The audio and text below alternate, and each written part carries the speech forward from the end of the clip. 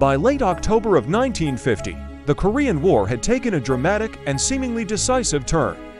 United Nations forces, led by General Douglas MacArthur, had successfully landed at Incheon and shattered the North Korean army, sending them into a frantic retreat northward.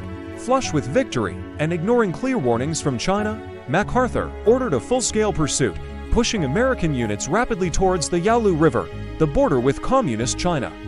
His objective was not just to liberate South Korea, but to unify the entire peninsula under a pro-Western government, a goal that directly threatened the new regime in Beijing. As part of this aggressive advance, a task force from the 1st Cavalry Division, including the 3rd Battalion, 8th Cavalry Regiment, was ordered to push north of the town of Ansan.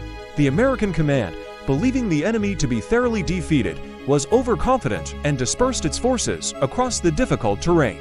But as the 3rd Battalion moved forward, they became isolated, their flanks exposed, advancing blindly into a deadly trap that the Chinese People's Volunteer Army had been meticulously preparing for weeks, lying in wait with over 300,000 soldiers. On the night of November 1, 1950, the trap was sprung. The Chinese army launched a massive surprise attack, surrounding the entire 8th Cavalry Regiment. The 3rd Battalion was cut off completely, subjected to a relentless assault of human wave attacks and the chilling sound of bugles and whistles used for communication. The unit was decimated, with high casualties and many soldiers taken prisoner. For a critical period, the battalion was considered not just surrounded, but lost, its fate unknown to high command, and its destruction represented the first major clash between American and Chinese forces. The shock of this defeat and the revelation that China had entered the war in full force sent a wave of panic through Washington. President Truman, facing the prospect of a total military disaster and a potential wider war, was pressed by General MacArthur to consider drastic options.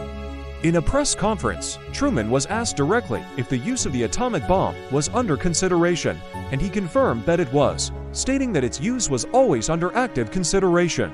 For a few tense days, the loss of a single battalion had brought the world to the brink of a nuclear conflict, as the U.S. contemplated using its ultimate weapon to avert a conventional defeat. While cooler heads ultimately prevailed and the bomb was never used, the story of the Lost Battalion at Ansan remains one of history's most critical what-if moments, a stark reminder of how a localized tactical defeat, born from overconfidence, can rapidly escalate into a global strategic crisis, with the shadow of nuclear annihilation never far behind.